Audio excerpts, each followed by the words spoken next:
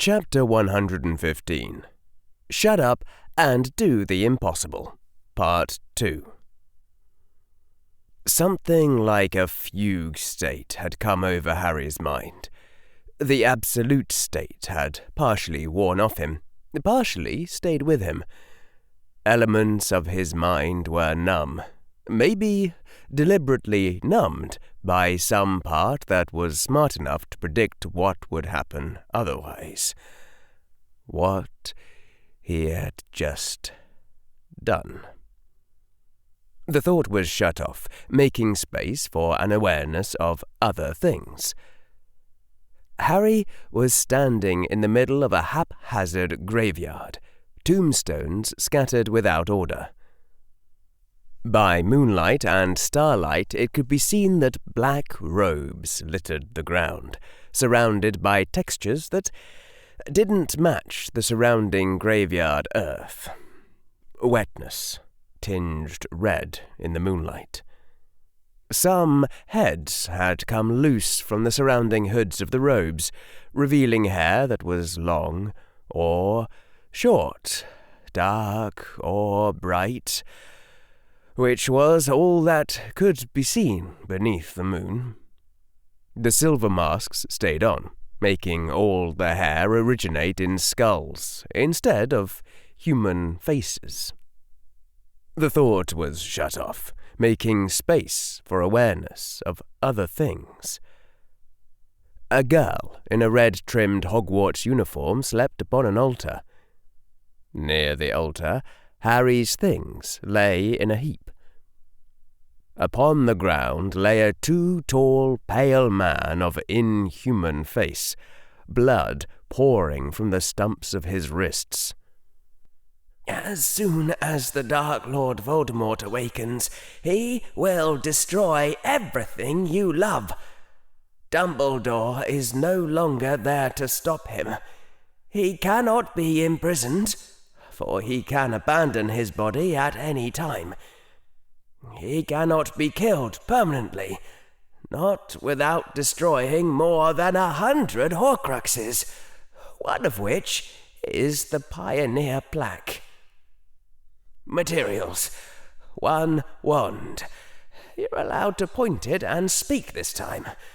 You have 5 minutes. Solve." Harry stumbled toward the altar, knelt at its side, and picked up his pouch. He walked toward where Voldemort lay.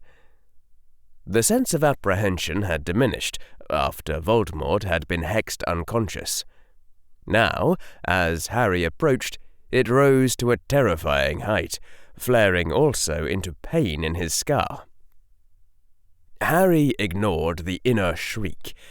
That had been the last memory of Tom Riddle seared into Harry's brain, the last cognitive pattern to be transferred over into the infant baby before Tom Riddle had exploded.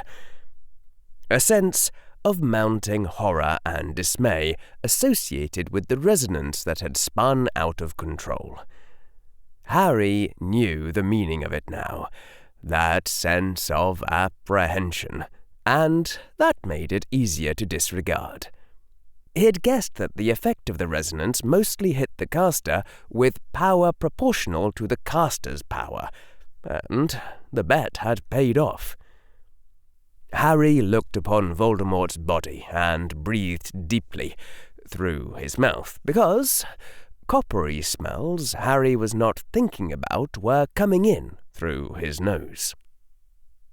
Harry knelt by Voldemort's side, took out his medical kit from his pouch, and placed a self-tightening tourniquet around the body's left wrist, then another tourniquet about the right. It felt wrong, showing Voldemort that concern. Some part of Harry was aware, in the back of his mind, that some number of people had just had something extremely bad happen to them. What would have been balance, what would have been justice, was if Voldemort had suffered the same fate without an instant's more hesitation. What Harry was doing now felt like Batman showing more concern for the Joker than for the Joker's victims. It felt like a comic book where the writers wrung their hands endlessly about the morality of killing the big-named villains while innocents went on dying in the background. To show more solicitousness for the head villain than his minions, to pay more attention to his fate than the fates of his lower-status followers, was a flaw in human nature. So, it felt wrong when Harry rose up from beside the body, the tourniquets having tightened upon Voldemort's wrists. It felt like Harry was doing something ethically monstrous. Even though any sane strategic thinking said that Voldemort's body must not die. The soul he had created for himself had to be anchored in this brain. It mustn't be allowed to float free. Harry stepped back from Voldemort's unconscious body, breathing deeply through his mouth. He went to the pile of his things to put on his robes and other items, starting with placing the time-turner around his throat once more, readying his own escape and return if that was required. More than 100 Horcruxes. That had been insane. There wasn't any other word for it. A sign of Voldemort's damaged thinking about death. A Muggle security expert would have called it fence post security, like building a fence post over 100 meters high in the middle of a desert. Only a very obliging attacker would try to climb the fence post. Anyone sensible would just walk around the fence post, and making the fence post even higher wouldn't stop that. Once you forgot to be scared of how impossible the problem was supposed to be, it wasn't even difficult. Not by comparison to the last one. Neville's parents, for example, had been crucioed into permanent insanity. 200 advanced Horcruxes wouldn't prevent that insanity. They would all just echo the same damaged mind. It would be an ethically justified use of the Cruciatus Curse, if that were the only way to stop Voldemort permanently. It would be justice. Balance. It would show that the Joker's life wasn't worth more than his meanest henchman. All Harry needed to do was cast the Patronus charm, send it to Alistair Moody, and tell him to come here. Well, no. It was a pretty good guess the Patronus charm wouldn't work if it was cast with that intent. Maybe just resolve to tell Moody that and use his time-turner once he was out of range of Voldemort's wards. And then Voldemort could be crucioed into permanent insanity. It wasn't even the least merciful fate.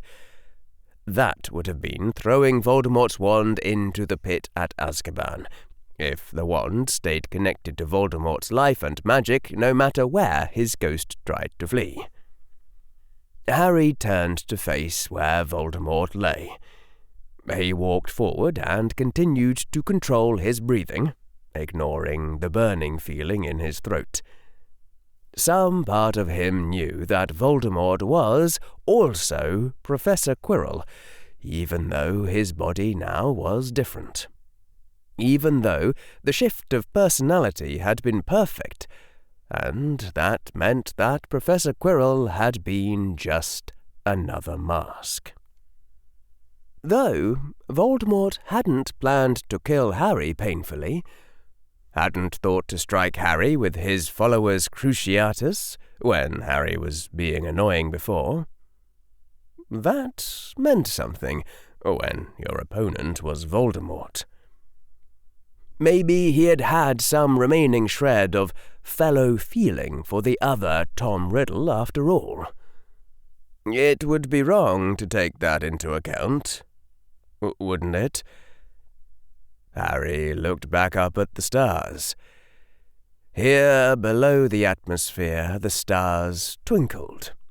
They were embedded in the false dome of the night sky, stretched out across the wash of the Milky Way that glowed like a long ribbon, as if they were all close enough that you could fly up to them on a broomstick and touch them. What would they want him to do now at this juncture? The children's children's children. The answer to that also felt obvious, if it wasn't just the part of Harry that still cared about Professor Quirrell doing the real talking. Harry had needed to do the thing he had done. It had prevented greater evils. Harry couldn't have stopped Voldemort if the Death Eaters had fired first. But that thing Harry had done wasn't something that could be balanced by a not necessary tragedy happening to one more sentient being, even if that being was Voldemort. It would just be one more element of the sorrows of ancient Earth so long ago. The past was past. You did what you had to do, and you didn't do one scrap of harm more than that. Not even to balance things out and make it all symmetrical. The children's children's children wouldn't want Voldemort to die, even if his minions had. They wouldn't want Voldemort to hurt, if it didn't accomplish anything compared to him not hurting. Harry breathed deeply and let go of, not his hate, not quite his hate. He hadn't been able to hate his creator, even at the very end. But even so, Harry let go of something, of the sense that he ought to hate Voldemort, that it was a hate he was obligated to feel for the endless list of crimes that Voldemort had committed for no good reason, not even his own happiness. "It's all right," the stars whispered down at him. "It's all right not to hate him. It doesn't make you a bad person." In the end, there was only one option he would take, and since Harry already knew that, there was no point agonizing about it. Whether it was the best option, only time would tell. Harry breathed deeply, building up the magic inside himself. The spell he was going to cast didn't need to be precise, but it was still one of the most powerful spells he'd mastered.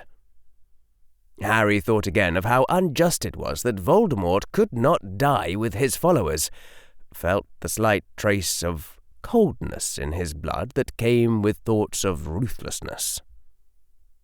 And then Harry let it go.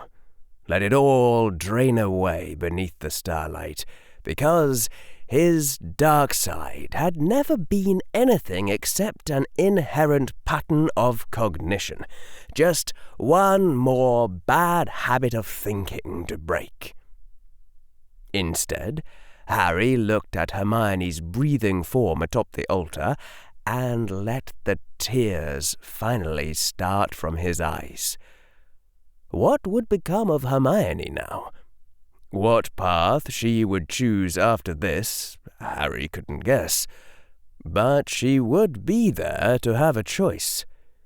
Their friendship wouldn't have destroyed her existence. He hadn't realized how shaky his hope had been until he'd noticed how surprised he'd been after the hope had come true. Sometimes things did go better than expected. Harry took that thought, too, and put it into the magic he was building. The power he was storing up was vibrating in him, like his whole body was part of his wand. Either Harry's eyes were blurring, or there was a luminous white quiver running over the holly. And Harry thought the shape of the spell he would cast. He didn't have much fine control, but the pattern he needed was simple. It just needed to include everything. Forget everything, Tom Riddle.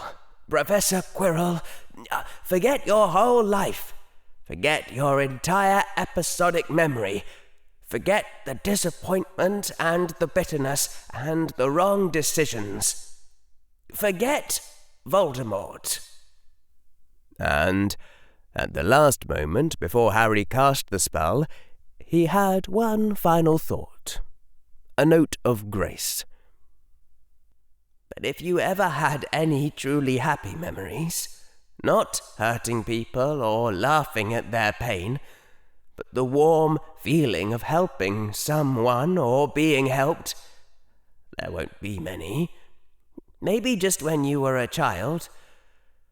But if you had any truly happy memories, then keep only those. Something bright in him unfolded at the decision, knowing he had made the right choice, and Harry pushed that too into his wand. Obliviate! And it all poured out of Harry into the spell.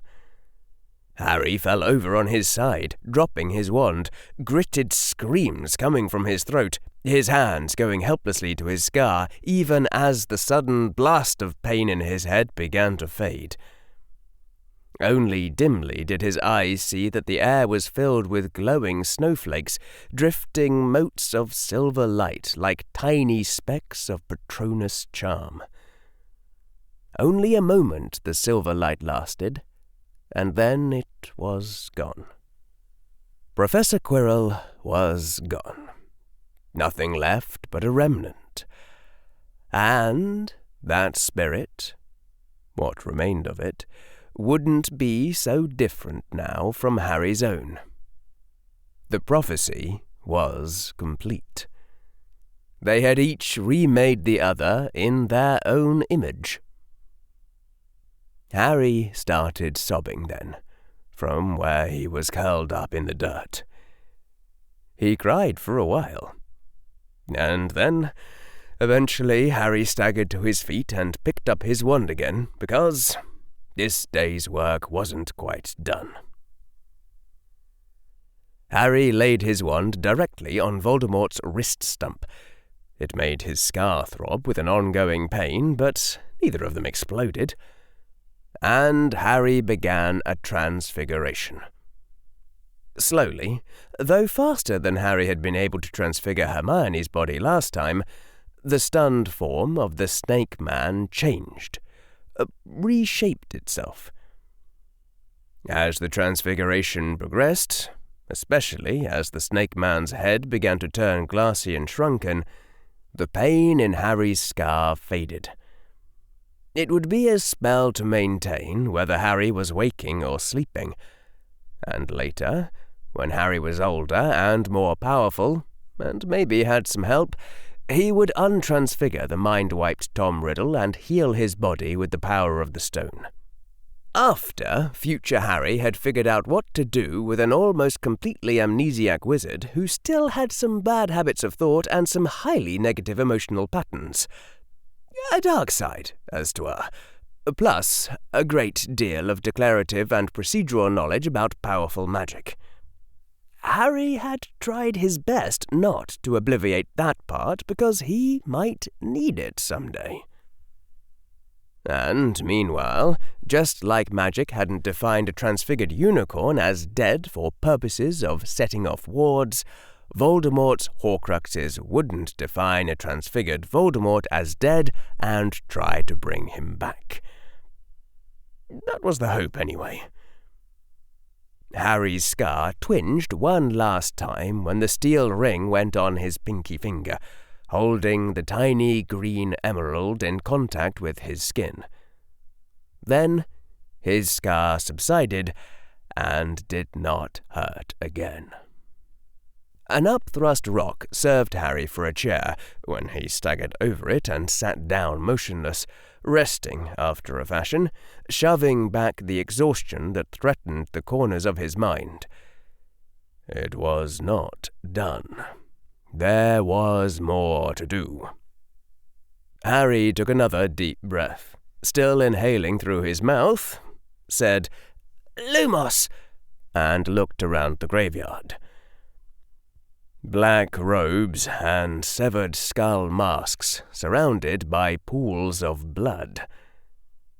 Hermione Granger, asleep on an altar. Voldemort's empty robes and bloody hands lying where the Dark Lord had fallen. Quirinus Quirrell, with his shredded robes, fallen in a heap where the killing curse had stricken him. Harry imagined someone else looking at this scene, trying to understand it, and shook his head, because that wouldn't do. It wouldn't do at all. Then Harry shoved himself up from his rock, grimacing as his mind, if not body, protested. He hadn't been bloodied or beaten much today, but somehow Harry's body was managing to feel like all the stress had hit it directly. Harry staggered over toward where Voldemort had fallen and picked up Voldemort's left hand from where it lay upon the ground. Even in just the left hand, you could see the faint trace of snake's scales. It was very distinctively Voldemort. That was good.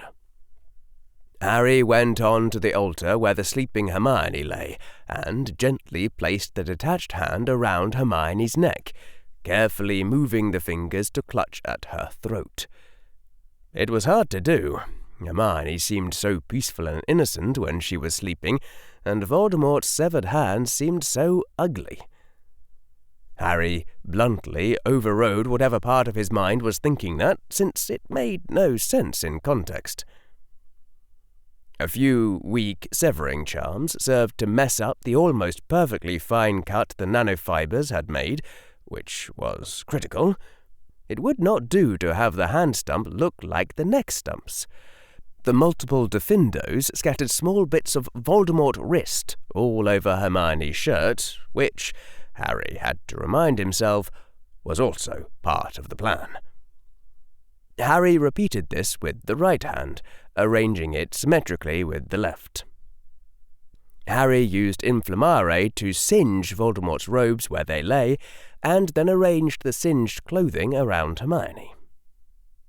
Voldemort's gun and his wand went into Harry's pouch. Harry placed the Stone of Permanency in an ordinary pocket.